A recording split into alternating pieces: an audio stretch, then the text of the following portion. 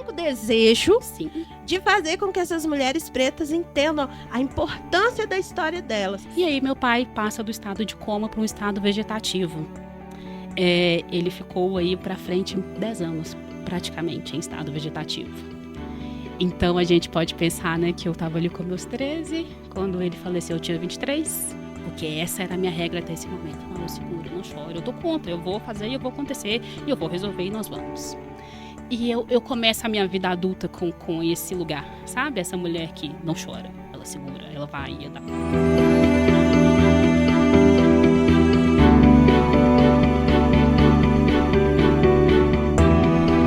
Olá, mulher admirável! Seja muito bem-vinda a mais um Fala Mulher Admirável podcast.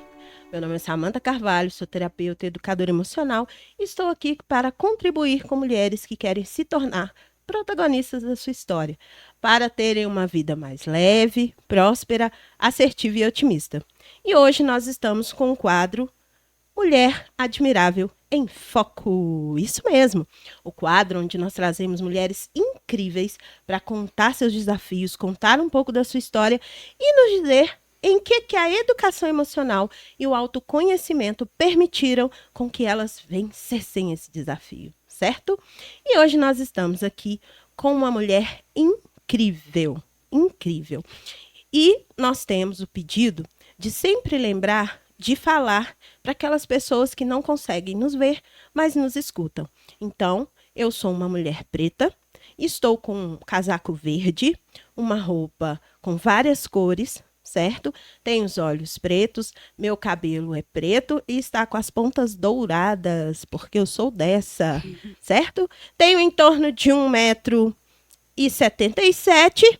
Não vamos falar do peso. Imagina aí uma plus size, linda, perfeita, maravilhosa.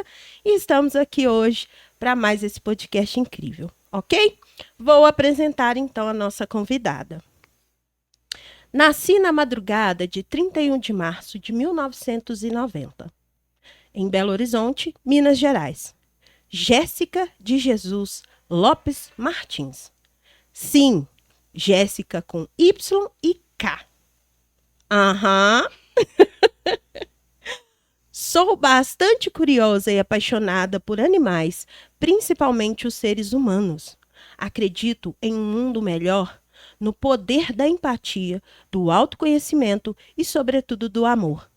Atualmente, estou coordenadora de políticas para mulheres e do Centro de Referência da Mulher da Prefeitura de Nova Lima.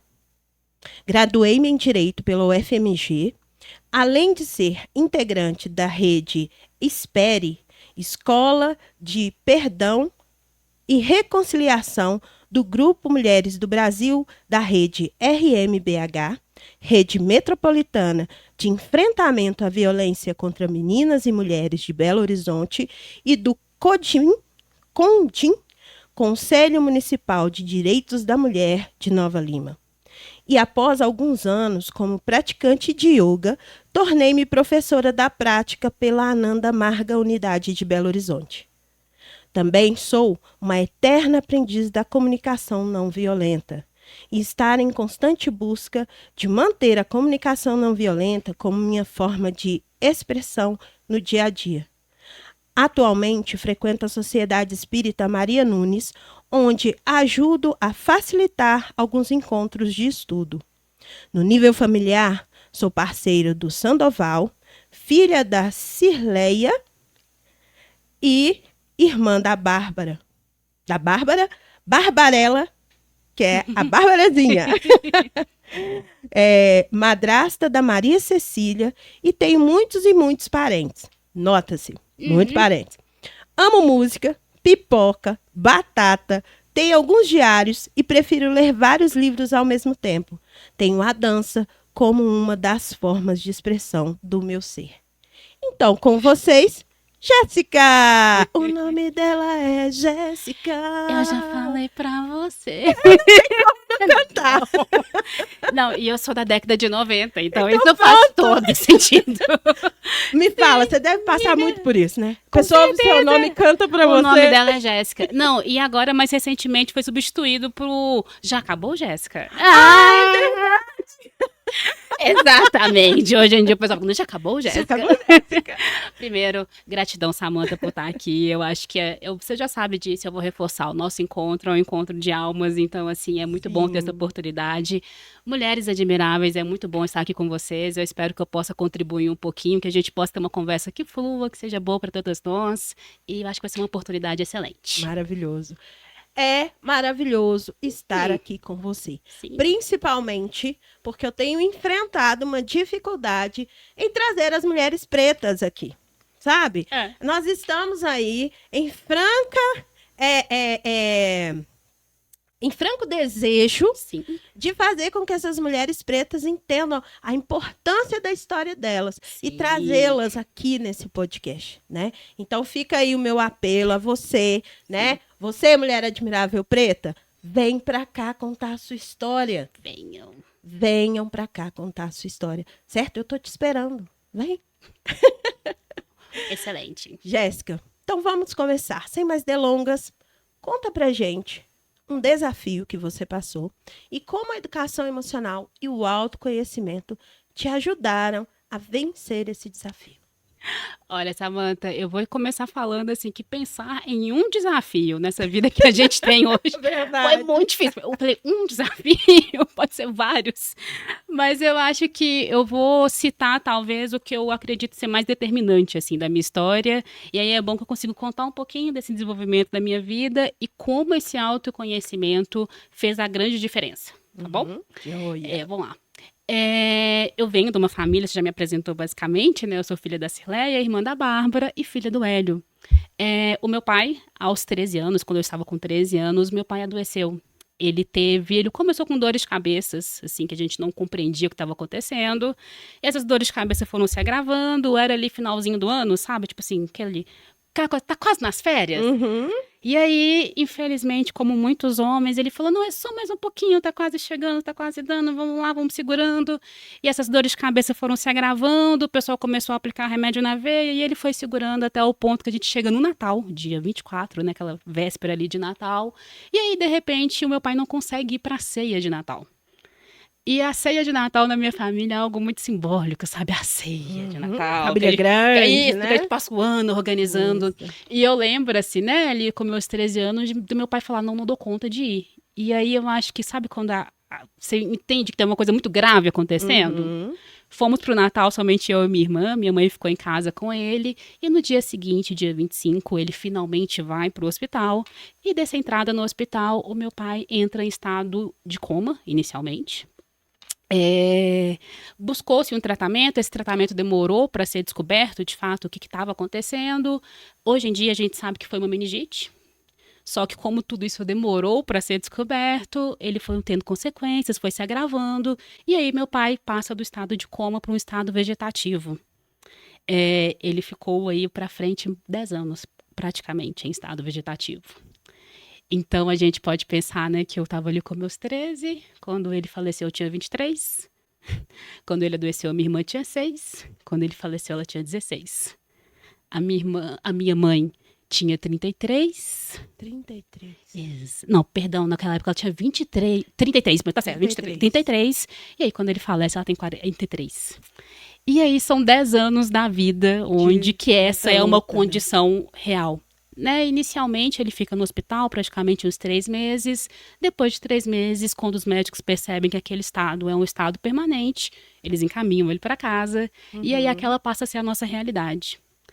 É preciso a gente pensar que a gente está falando de 10 anos de uma vida num período que muita coisa está acontecendo. Sim. Né? Então, a vida não para. Exato. Então eu era uma garota ali na 7ª série, que quando ele vai falecer eu já estou formando na faculdade. E eu acho que essa é a grande construção, e eu acho por isso eu quis trazer esse desafio, porque é a pior situação que eu consigo imaginar. Sim. Foi horrível, péssimo, destruidor. Mas, ao mesmo tempo, é extremamente determinante para a pessoa que eu sou. Eu sou a mulher que eu sou hoje em dia porque eu passei por isso. E eu admiro muito a mulher que eu sou hoje em dia. Então, se eu pudesse escolher passar por isso, não, eu não escolheria passar. Mas eu agradeço muito por ter passado, porque isso me tornou quem eu sou. Então a gente tem que pensar ali que eu tava, né, com meus 13 anos, final do ano, aí vão pensar que ele ficou 3 meses no hospital, então quando as aulas estavam voltando, ele volta para casa. E aí, nesse primeiro momento, assim, né, é algo muito extraordinário, né? Não é algo comum. Então, a família inteira se volta para aquela situação. Então, assim, eu lembro que na minha casa não tinha como entrar, porque tinha tanta gente. Família toda foi pra Exato, lá, tava né? todo mundo ali meio que tentando ajudar, tentando cuidar de alguma coisa. Só que tem uma questão, e eu acho que é um primeiro ponto que a gente pode conversar, que é a questão do tempo. Eu acho que nós, pessoas, nós, seres humanos, a gente tem uma questão de tempo. O tempo pra gente, a gente às vezes tem dificuldade de mencionar o tempo de algumas coisas. Sim. Então, por exemplo, né, quando alguém adoece, a gente está preparado, né? É um instinto humano, a gente se reúne, a gente vai cuidar, a gente vai dar o apoio. Só que por quanto tempo? 1 mês, 2 meses, 3 meses, 4, 1 ano, 2, 10? Então, assim, a gente tem esse primeiro momento. A família toda se volta, a casa enche, tá todo mundo ali dentro. Aí a gente tem que fazer escala. Pra, tipo assim, não, gente, vem essa, fulano vem e não essa vem equipe. ciclano. Vem essa equipe primeiro, depois vem a equipe 2, porque não tava dando de tanta gente em casa. Mas aí, depois de um tempo, as pessoas começam a ir menos. A voltar para suas vidas normais. Porque a vida segue. A vida segue. E aí as pessoas começam a se voltar para suas casas, as pessoas começam a se encontrar no seu dia a dia, e as pessoas também começam a se frustrar. Porque vamos pensar assim, né? Quando uma situação sai do seu corriqueiro, né? Quando uma situação é extraordinária, você coloca uma força a mais. Você dá um gás e fala, eu vou dar conta, eu vou ajudar, eu vou fazer isso, aquilo. Mas se aquilo não resolve como a gente anseia que O resolva, tempo vai passando e não se resolve. aí você começa meio que se frustrar, sabe? E aí a gente começou a vivenciar, eu acho que o primeiro baque, que foi esse baque do afastamento. Porque, né, a gente passa uma situação muito extraordinária, muito difícil, as pessoas todas se voltam para poder cuidar e para estar ali, e aí, de repente, as pessoas começam a se afastar, começam a distanciar, começam a evitar. Porque, assim, imagina ali, né, meu pai estava... Minha mãe tinha 33, então meu pai tinha 40 e pouco, muito jovem, Muito 40 jovem. anos. E aí imagina o que era para os amigos dele lidar com a ideia de que podia ter sido eu, Uhum. sabe? Podia ter sido eu nessa cama. Todo mundo volta para si, né? Nesse Exato, momento. chama a reflexão. Isso. E aí a gente começa a perceber esses amigos, essas pessoas, às vezes evitando mesmo, não querendo lidar com esse espelho, sabe? Sim. Então, esse lugar, assim, desse afastamento, ele traz um desconforto, porque aí a minha mãe fala, mas espera aí, eu tenho 2 meninas, eu tenho que dar conta desse marido que está doente, dessa casa, dessas 2 meninas, e a vida vai continuar, e como que a gente vai viver com tudo isso? Cadê todo mundo que estava aqui? Né? Exato. Mas, e aí vem uma coisa que eu acho muito extraordinária, até esse momento, até o adoecimento do meu pai, eu me considero que eu fui muito mais achegada a ele do que a minha mãe, sabe? Ele era o meu ponto de contato, meu ponto de vivência, e aí eu contava pra ele, eu chorava no colo dele, ele organizava as coisas, e a gente ia vivenciando aquela experiência de ser pai e filha. Quando ele adoece, ele não tá ali. Você perde essa referência Exato. ali, né? Mas, ao mesmo tempo, vem um movimento de aproximação da minha mãe muito interessante. E aí, de uma forma talvez um pouco diversa de muitas pessoas, eu construo essa primeira relação, e eu acho, vou chamar de primeira, porque eu acho que é a primeira grande conexão. Primeira mentira, vamos corrigir, né? Eu nasci do ventre dela. Mentira, falar que a primeira conexão. Grande conexão é inevitável isso. A primeira grande conexão é ela ser minha mãe, cuidado de mim a vida inteira. Mas eu acho que a primeira, talvez, partindo de mim. Eu acho que talvez essa seja a palavra melhor, sabe? A primeira que eu faço esse movimento de me conectar é esse lugar do aprendizado. Então, assim, a gente ia fazer coisas do tipo, vamos ao banco aprender a tirar dinheiro do caixa rápido, porque a gente não sabe fazer isso. Então, a gente ia pro banco, Seu né? pai era o grande provedor, Exato, esse é um outro detalhe. Meu pai era a pessoa que pagava a compra, colocava tudo em casa, comprava as roupas, organizava tudo. A gente brinca que a gente era grandes pessoas mimadas, assim, sabe? Que tinham tudo entregue, a vida funcionava muito perfeitamente e a gente estava ali poupada das grandes desafios, assim, sabe? E aí, quando ele falta, a gente fala assim, pronto, tem que pagar a conta e tem que tirar dinheiro. E como tira dinheiro no caixa rápido? Então, assim, eu lembro que a gente ia pro caixa rápido, tipo, 7 da noite, que tá mais vazio, assim, a gente ficava lá, não aperta. Não, isso não. Vai de novo. Isso aperta aqui, junta aqui, vai dar certinho, você vai conseguir fazer e tal. E aí, eu acho que essa grande construção de afeto que eu tenho com a minha mãe, que é essa construção muito lado a lado. Porque, assim, como a gente tava ali vivendo um desafio muito grande juntas, e aí aí tem esse movimento das pessoas, né, um pouco se afastarem para viverem as suas vidas, Sim. a gente brinca que era as 3 meninas superpoderosas, porque a gente tinha que dar conta daquela existência e tinha que Sim. seguir.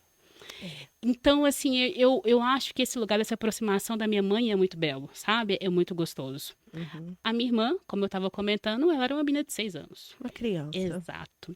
E aí, não, assim como eu, assim, a minha irmã tinha uma proximidade muito com meu pai, que minha mãe fala que ela era muito moleca. Então, assim, diferentemente de mim, que era menina desde pequenininha, que tinha brinquinho, anel, pulseirinha, Uhum. sabe? Tudo combinando e saía bonitinho, assim. A minha irmã era tipo assim, ela vestia a blusa, ela tirava a blusa no meio do caminho, soltava o cabelo e ia brincar de bola, sabe? Uhum. E isso também trouxe para ela uma aproximação grande do meu pai. E aí, na falta dele, e ela tão pequena, né, num momento de formação de personalidade, de consciência, ela entra num lugar, e eu acho que isso é muito determinante até hoje na personalidade dela, que é esse lugar de dar conta de si. Ela precisava dar conta dela. É. Porque, assim, a gente tem que lembrar aqui que, né, por mais que ele passou 3 meses no hospital e a minha mãe se voltou totalmente para cuidar dele, e aí depois ele vem para casa, isso demandava uma atenção extrema, porque Sim. era uma pessoa que ali agora dependia da comida nas horas certas, que era passada por sonda, da Uhum. troca de fraldas, da virada na cama, das fisioterapias, Todos os fonoaudiologia, detalhes, né? a gente tinha ali uma escala diária, sabe, de coisas que Uhum. deveriam ser feitas. Então a minha mãe estava presente, ela tentava ao máximo se dividir. Mas, na verdade, a maior parte da atenção dela precisava ser pro seu pai, né? Exato, e aí a gente tem que pensar, né? Minha irmã era a pessoa mais nova da família, então eu vou pensar que toda a família se voltava para ela, né? A gente tem esse Uhum. cuidado com as pessoas mais frágeis, vamos pensar assim. Então a gente tinha uma família inteira voltada para aquela pessoa que era mais frágil. Mas aí, quando meu pai adoece, ele se torna a pessoa mais frágil. Sim. Então toda a família se volta para dar conta daquela Uhum. pessoa fragilizada. E aí Bárbara aprende a dar conta. E aí eu lembro assim que por muitas vezes era eu que explicava para casa para ela, e ela sentava comigo e falava: "Não, eu vi a professora explicando, e aí como eu fiquei na dúvida, eu sentei com ela, e ela me explicou o que que tinha que fazer. Tem que fazer desse jeito, tá? Aí ela Tá te certo. ensinava de volta. Então eu fiz e tá certo." Então, pronto. Pronto. E é impressionante a gente pensar assim, né? Eu admiro muito a minha irmã, sabe? Eu falo com ela assim que se eu tiver que revolucionar o mundo, é ela que eu convido. Ela sabe muito bem disso. E aí, mas eu vejo desde pequena, sabe, esse lugar dessa pessoa que se reconstrói. Sim. E fala, eu dou conta. Com 6 anos, ela juntava as coisinhas dela de escola, colocava dentro da mochila, pegava a lancheira, e aí, se tivesse dúvida no para casa, ela Se perguntava. adaptou, né? Exato. Se adaptou. Ela se adaptou para dar conta disso. E aí, eu E acho. você? Exato. E aí eu vou entrar. E a Jéssica nessa história E a toda? Jéssica? E a Jéssica nesse lugar? Eu acho que até esse momento eu me considerava uma pessoa muito frágil. Sabe, eu era chorona. Eu sou chorona, mas naquela época eu era muito chorona. E aí eu tinha um carinho e um cuidado muito interessante, assim, que meu pai era a pessoa que me sentava no colo quando eu chorava, esperava eu parar de chorar e me ajudava a compreender por que eu tava chorando. E vamos agora achar uma solução. Uhum. Sabe, ele era a pessoa que fazia esse caminho comigo, tipo, chora, o que tá acontecendo? O que nós vamos fazer? Achamos a solução, Isso. pode seguir. E aí, na falta dele, eu lembro, assim, que eu tive uma crise de choro absurda. Nesse momento que a ficha cai, que ele tá doente, que não vai melhorar e tal. E eu chorei. E aí, quando eu parei de chorar, eu tava com uma dor de cabeça insuportável. De tanto chorar. E, de repente, eu falei assim, tá, mas e agora? Não resolveu. E aí, eu tenho um primeiro lugar, que eu falei assim, eu não vou chorar mais. E aí eu acho que eu engoli aquilo ali e falei, não choro, eu vou passar e eu vou conseguir. E aí eu acho que esse é o ponto, e é por esse ponto que eu quero trazer essa ligada à transformação e como que a educação emocional fez diferença. Porque aí pensa que eu estava ali, né, não estava ainda no fundamental, vou para o ensino médio, vou para uma escola um pouco mais desafiante, passo meus desafios na escola, formo no ensino médio, entro para a faculdade, passo numa faculdade, né, que reconhecida, uma faculdade, sim, vou lá estudar direito pela manhã e vivencio os meus desafios na faculdade. E vai estudar direito. Direito, exatamente. Eu vou estudar direito lá na UFMG e vou começar a vivenciar os meus desafios de uma universitária agora, sabe? E sem chorar. E sem chorar, porque essa era a minha regra até esse momento. Não, eu seguro, eu não choro, eu dou conta, eu vou vou fazer, e eu vou acontecer, e eu vou resolver, e nós vamos. E eu começo a minha vida adulta com esse lugar, sabe? Essa mulher que não chora, ela segura, ela vai e dá conta. Na faculdade, eu tenho a primeira experiência com a terapia. Eu entro na faculdade, eu sou aluna FUMP. FUMP lá na faculdade, na Federal, a gente tem uma fundação de assistência às pessoas que têm alguma dificuldade econômica, né? Alguma dificuldade social de estar na faculdade. Então, quando eu entro, né, eles fazem ali todo um estudo, identificam que eu sou uma aluna, né, que se encaixa nesse quadro deles, e a gente ganha uma série de benefícios. Então, assim, desde benefício de pagar o almoço um pouco mais barato, ou de até não pagar o almoço, se fosse o caso, apoio para comprar material escolar, e também facilitação. Apoio psicológico. Exato. E esse apoio psicológico eu começo a ter dentro da FUMP. E aí eu lembro que é a minha primeira experiência com terapia. E eu começo a fazer terapia, a gente começa a trabalhar aqueles temas, e eu acho muito interessante que a gente começa sempre pela borda, sabe? Nunca é o problema de fato, é sempre alguma coisa tipo assim, não, eu estou muito incomodada porque eu não estou rendendo na escola. Qualquer coisa, assim, muito paralela. Mas aí eu começo a fazer uma experiência de terapia, eu vou passando pelos processos, vou caminhando. E aí, né, eu formo a faculdade ainda nesse lugar. Nesse meio do caminho, eu comecei a fazer um estágio que era, né, eu pagava um pouco melhor, era mais importante, mais chique. Ainda não, mas... Não, na mente, né? Fiquei rica, porque eu passei de alguém que ganhava R$300 de estágio para alguém que tinha 900 por mês, eu era milionária. Rica. E aí começa a ter plano de saúde, coisas que eu não tinha acesso. Então, assim, a terapia permanece agora nesse lugar do plano de saúde, mas ainda como uma coisa muito importante, mas muito mais paralela, sabe? Eu acho que ela dava uma sustentação, mas ela não entrava ali exatamente. A terapia estava com você, mas você ainda não estava com a terapia. Boa síntese. Era esse lugar, tá? Era esse lugar dessa pessoa que estava ali no processo terapêutico, mas estava. Mas eu não estava entregando. Caminhando. E aí, o meu pai falece. Eu estava ali com... Ele faleceu, eu estava 22. Ele faleceu em março, eu faço aniversário 31 de março. Então, ele faleceu, mais ou menos, acho que, se não me engano, dia 22 ou 23 de março. E assim, né, coisas da vida. Era o ano da minha formatura, eu formava ali meio do ano. É o ano que, para quem estuda direito, você, no finalzinho do curso, você vai fazer o AB, você tem todas as definições que tem que acontecer ali no final do curso. Apresenta monografia, né, de conclusão de final de curso. E faz tudo. Era Ou seja, era um ano de transformações e desafios. Era o ano de fazer tudo. E aí, eu falo assim que, é a Jéssica de agora, olhando pra Jéssica de lá. Mas a Jéssica de agora olha e fala assim, eu tinha que ter pegado as minhas coisas e falado, gente, foi bom, foi legal, eu vou pra minha casa, eu vou ficar com a minha mãe, com a minha irmã, um dia eu volto. Porque assim, a gente tinha passado muita coisa. E a gente tinha passado muita coisa passando, porque não foi algo que a gente preparou pra passar. Foi algo que se deu e a gente teve que passar. A gente foi passando, sabe? Sim. E aí, quando meu pai falece, assim, ele faleceu em casa. E eu quero só voltar um passinho assim atrás. Antes do meu pai falecer, nesse ano assim que antecedeu o falecimento dele, ele começa a adoecer com mais frequência. Então a demanda se torna maior. E aí a gente começa a tomar consciência, porque assim, por mais que a gente tinha alguém em estado vegetativo em casa, né, que dependia de vários cuidados, dependia de alimentação e sonda, dependia de fralda, mas a gente vai tornando aquilo a nossa realidade. Então minha mãe cuidava dele super bem, ele tinha fono, ele tinha fisioterapeuta, e a gente tinha um olhar esperançoso para aquilo. Tipo assim, daqui a pouco ele melhora. Isso. A gente tá cuidando, a gente tá fazendo a nossa parte, ele vai ficar bem. E aí, eu acho que é nesse último ano que a gente começa a tomar um pouco mais de consciência de que, olha, talvez não. Talvez não. Talvez a melhora não seja essa melhora que a gente está esperando. Talvez não é a melhora que a gente espera. Exato. É a melhora dele. Para ele. E aí, e por isso que eu retomei esse ponto, assim, porque ele adoeceu, assim, de uma forma de ter que ir para o hospital, ficar um tempo internado, mais ou menos em novembro de 2012, que ele faleceu em 2013. E aí, hoje em dia é meu marido, nessa época era meu amigo, o Sandoval, a gente sai um dia pra almoçar, ele falou assim, vamos almoçar? Vamos. E eu falei assim, então a gente almoça, depois eu vou pro hospital ficar com meu pai tava internado.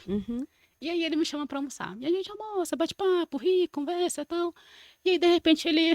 no almoço, assim, sem muita preparação. Tipo, do nada? Exatamente, do nada ele fala, você sabe que seu pai vai morrer, né? Oi? Aí eu levantei, sabe assim que você tá comendo? Aí eu levantei a cabeça assim, falei, oi? Exatamente. Eu fiz, oi? E eu acho que na hora aquilo me doeu pra caramba, Bateu. sabe? Porque foi a primeira pessoa que falou isso de fato comigo. Mas foi essencial. Porque na hora que ele falou isso, e na hora que doeu, e eu tenho certeza, porque eu me conheço, que eu devo ter emburrado, sabe? Fechado a cara. O bico cresceu, né? Exatamente. Eu não fiquei bem com essa fala dele, mas aquilo me deu um estalo. Eu entendi. Eu falei, opa, talvez isso aconteça.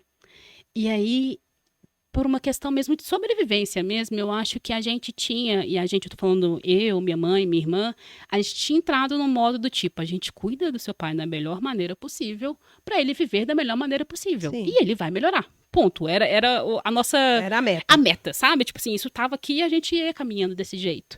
E aí, quando o Sandoval rompe, né? Ele cria essa ruptura nessa minha certeza, vamos pensar assim, Sim. eu começo a ampliar um pouco o olhar. E aí, né, isso era mais ou menos novembro do ano anterior, meu pai falece em março do ano seguinte. E aí eu lembro que ele faleceu na madrugada, a gente acordou, já encontrou ele, né, já tinha morrido e tal. E aí, de repente, eu entrei no modo prática.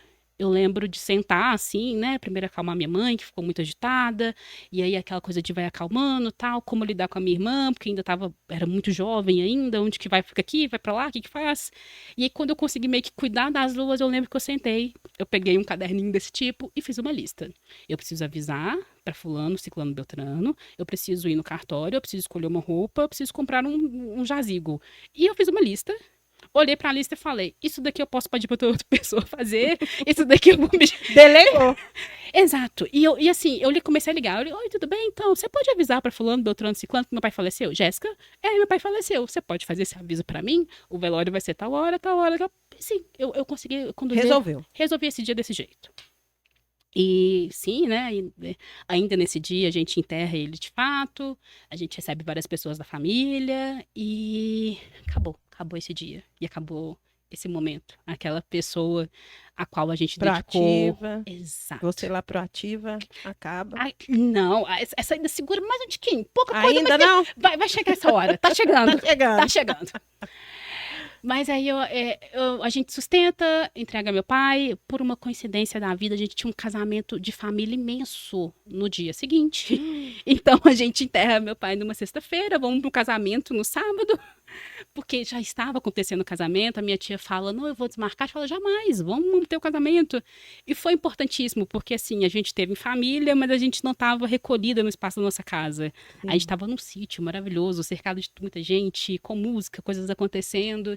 E ali a gente tem um primeiro respiro, a gente dorme ali de sábado para domingo de tarde a gente chega em casa e aí a ficha cai e você fala, ok, agora de fato, é real isso daqui. E aí, né, eu tava contando aqui que a pessoa tava assim, prática, né, lista que eu tenho que fazer. E aí eu volto para onde eu estava falando. Era o meu último ano de faculdade, era o ano de fazer tudo, de resolver tudo, de dar conta de tudo.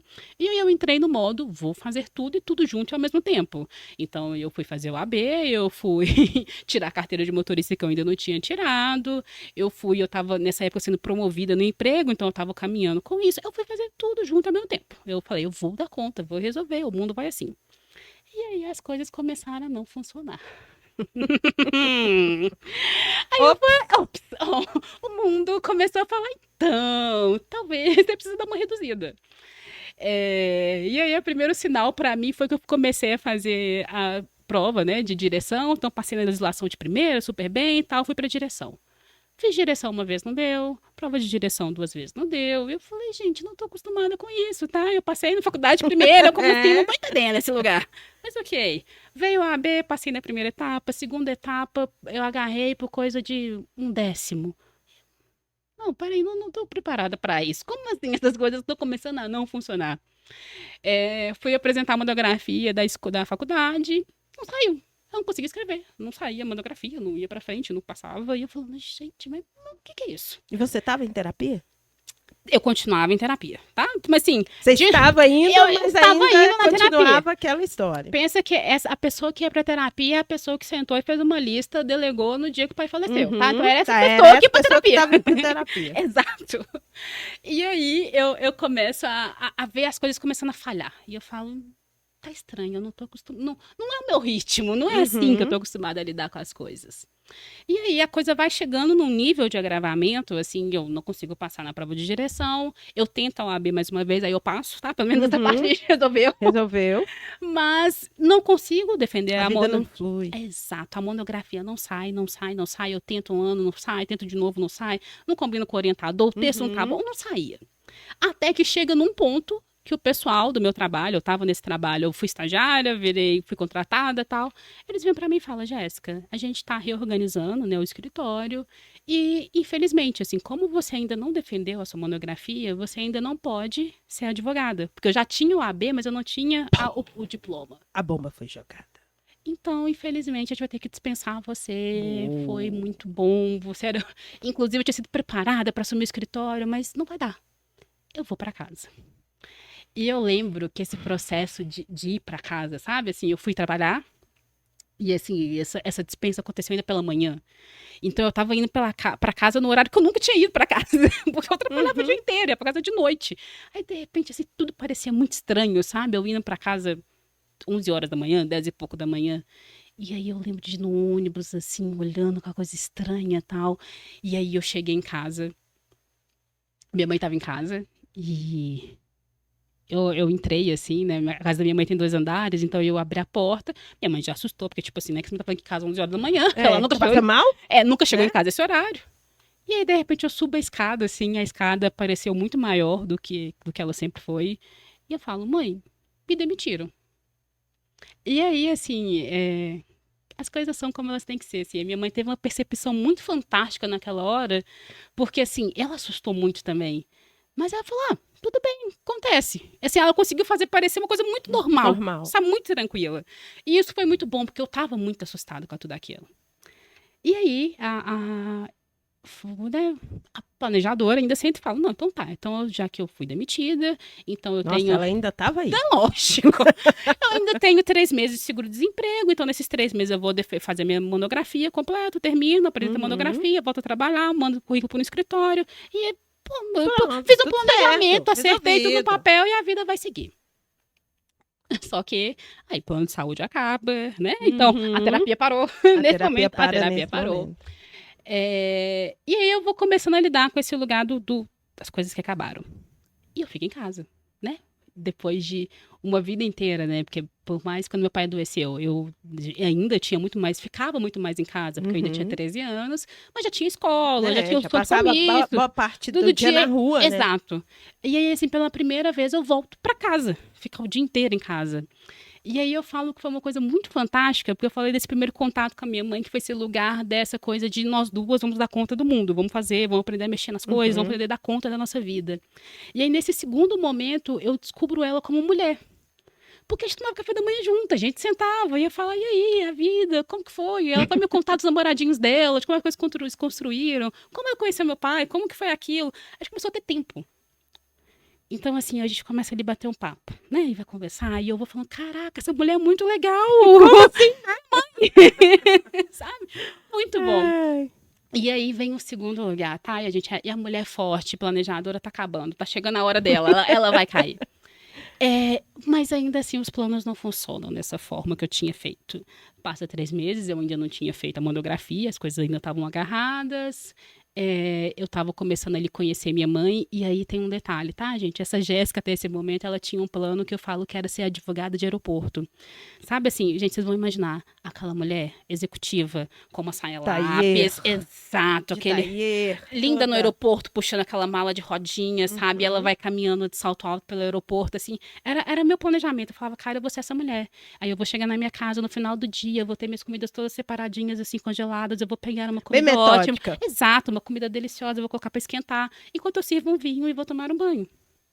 E aí, no outro dia, eu vou voltar para o meu trabalho, vou viajar no final da semana. E isso, para mim, era a minha vida. Eu estava caminhando para isso. E aí, de repente, eu chego em casa, começo a conversar com a minha mãe, começo a ficar em casa, e eu falo, caraca, eu gosto disso.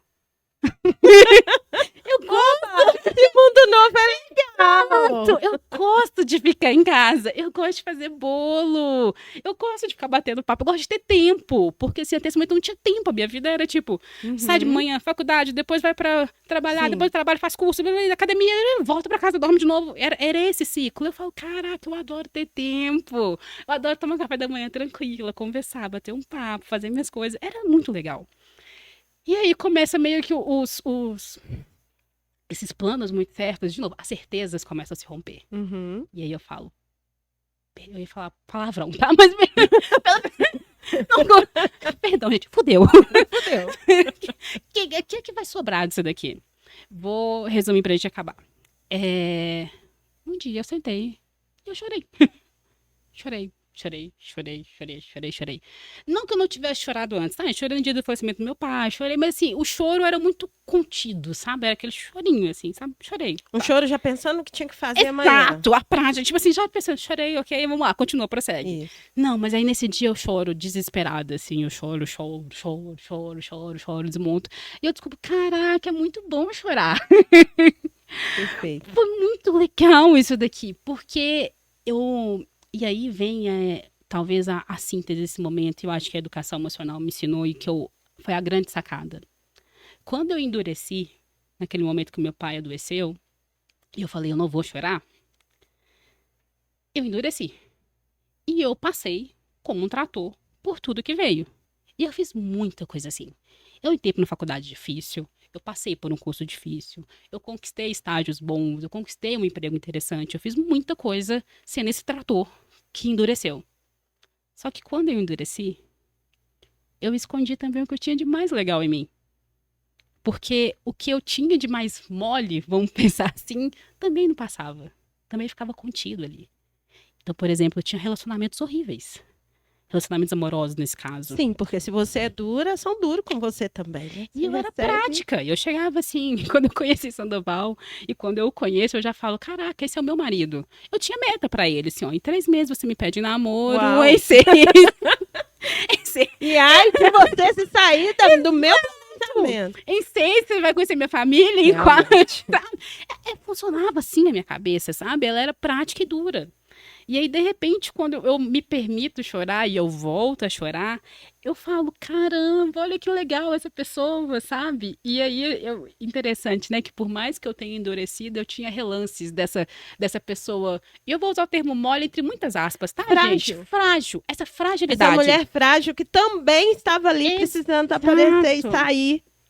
Pra te dar esse equilíbrio entre uma coisa e outra, né? Eu lembro, assim, que ainda na faculdade, ainda com meu pai ainda vivo, eu lembro que uma vez eu comecei a ir ao fórum, né? Esse é o caminho de todo estudante de direito, então eu ainda era estagiária, mas eu tinha que ir ao fórum, resolver algumas coisas. E eu tinha um chefe na época que confiava muito em mim, ele me dava muito apoio. Ele falava, ó, você vai lá, despacha, resolve, você vai dar conta. Aí eu lembro que eu vestia minha roupa de advogada, aquela calça social, um casaquinho assim e tal. E é o fórum, ali, Fórum Lafayette, no Barro Preto. E aí, né, eu desci do meu ônibus de um lado da rua, tinha que atravessar para ir até o fórum. E a gente brincava, assim, que você tinha se tornado advogado respeitável quando você conseguia passar pelo fórum sem o segurança te parar. Esse era um sinal que você tinha conseguido, sabe, se empoderar. Lá dentro do fórum. Isso, você tinha cara de advogada, pronto.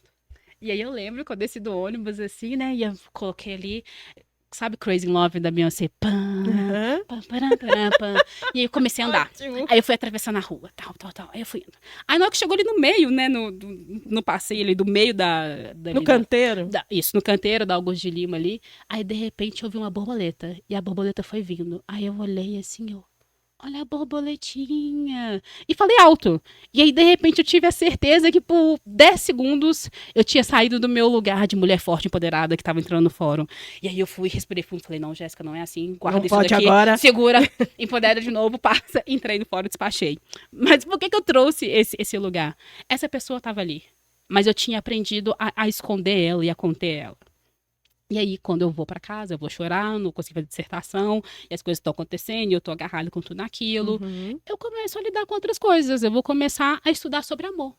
O que é amar? Como que a gente ama? Eu vou vestir com o Buarque e vou chorar, sabe? Eu vou ficar assim, não sou não, que nada é pra já. Incrível, Amores são Jéssica. sempre amáveis. E eu vou começar a entender essas coisas, e vou ler livros que começam a fazer mais sentido, e vou conversar com a minha mãe e falo, mãe, você já pensou E nisso aí, daqui? então, você entra no equilíbrio dessas duas mulheres. Exato. Aqui, né, Samanta? Aquele equilíbrio, assim, Aquele o equilíbrio. equilíbrio desequilibrado, tá, gente? Que é o verdadeiro equilíbrio, porque o equilíbrio real não é essa coisa certinha, né? Não. E aí, Que eu acho que lindo. de forma, né, pra gente concluir esse momento todo, tô aqui, né, isso já fazem 10 anos, fez 10 anos em 2023 que meu pai faleceu, e segui a vida. Outras coisas aconteceram num outro tempo, eu aprendi muito que esse lugar dessa mulher prática que faz a lista nem sempre é assim. Eu costumo dar bom dia no Instagram, sempre assim, falo que o melhor dia possível aconteça. O melhor dia possível. O possível nem sempre é a lista perfeita com meta, hora e momento que você acredita que vai ser. Eu comecei a vivenciar isso e eu acho que isso é realidade no meu dia a dia hoje. Então, dentro... Normal! O equilíbrio desequilibrado é esse, gente, que outra quebra-taça.